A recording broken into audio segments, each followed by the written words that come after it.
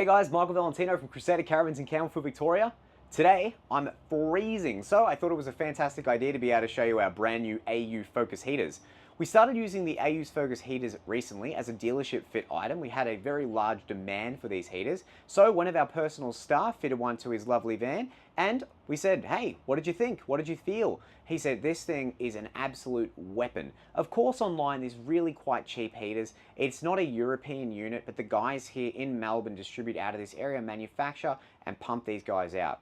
I personally love it because the biggest complaint we've had about the previous diesel heaters, the German or the Russian or whatever they may be, the controls themselves are a little bit hard for them to navigate. So these guys have a Bluetooth option and a Bluetooth functionality, which if you pop onto your little phone, iOS, or alternatively, you've got a little app that allows for a full control. So you can turn him on and off, put him in standby mode, run different heat cycles if you're sitting outside and you've got the connectivity to the diesel heater.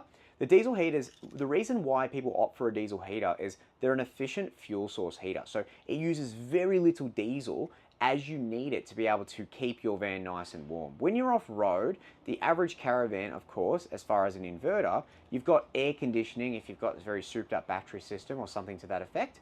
But with a diesel heater, it allows for very cold temperature heating. So keeping in mind, your inverters that you're using your aircon for to heat, if that was an option for you, is not something that you can do and not just absolutely drink the living life out of your batteries. So people opt for a diesel heater when you get to some really colder climates, you know, those 2, 3s, -2s, wherever you happen to be. You see some crazy people camping up in the snow even. So a diesel heater in that circumstance would be absolutely on demand. So we opted for the AU Focus heaters. It's got the Bluetooth functionality, although to be honest, the little remote that it comes with is just splendid. I find myself not even really using the display.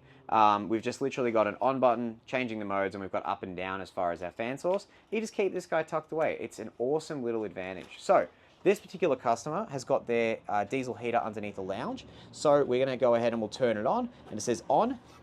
It even talks to you. See? It goes start heating. Then we have a little air intake, so it's sucking air and not choking the heater out. And then the heater underneath here lives underneath the seat. So he had a little bit too much going on under the bed to allow us to be able to pop that in there.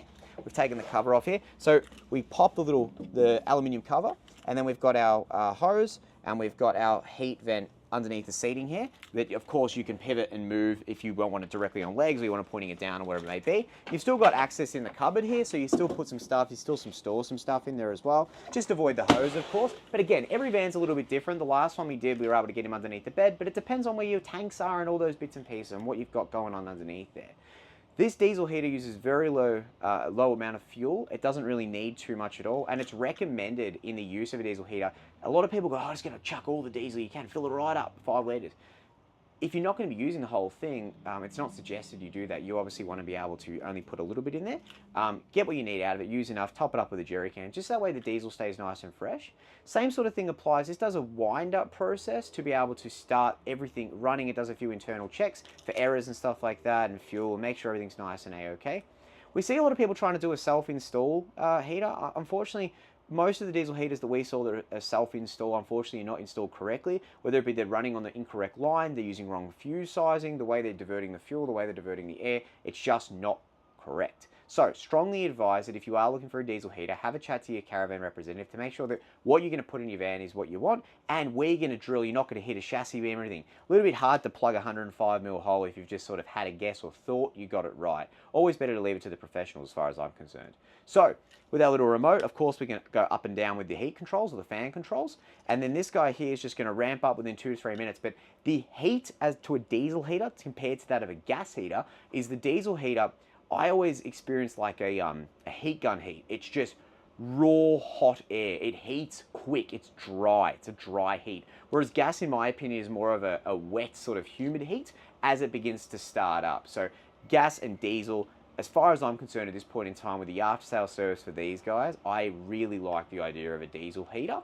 Obviously, you know, you have a little bit more flexibility to where you can put it. It's not governed by certain gas compliances and stuff like that. And if you've got a van that, you know, is a few years older and stuff and you want to be able to pop a diesel heater in it, our guys over at A-Grade Caravan Repairs can absolutely help you out by popping one of them in.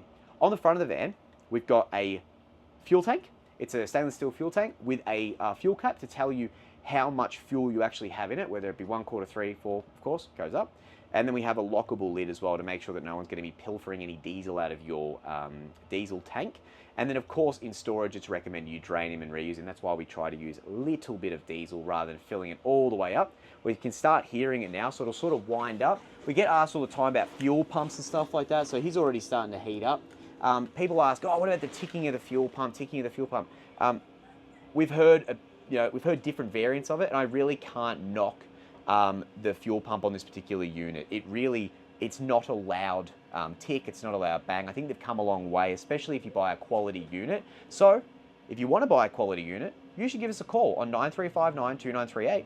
Email us at hello@crusadermelbourne.com, or alternatively, head to the website www.crusadercaravansmelbourne.com.au. If you want something fitted aftermarket, and you've already got your Crusader, you think, whew, bit cold, why don't you give the guys at A-Grade Caravan Repairs a call in Victoria? So we have 7023 0299, or head to their website agradecaravanrepairs.com.au. See you later, guys, and we hope you've enjoyed.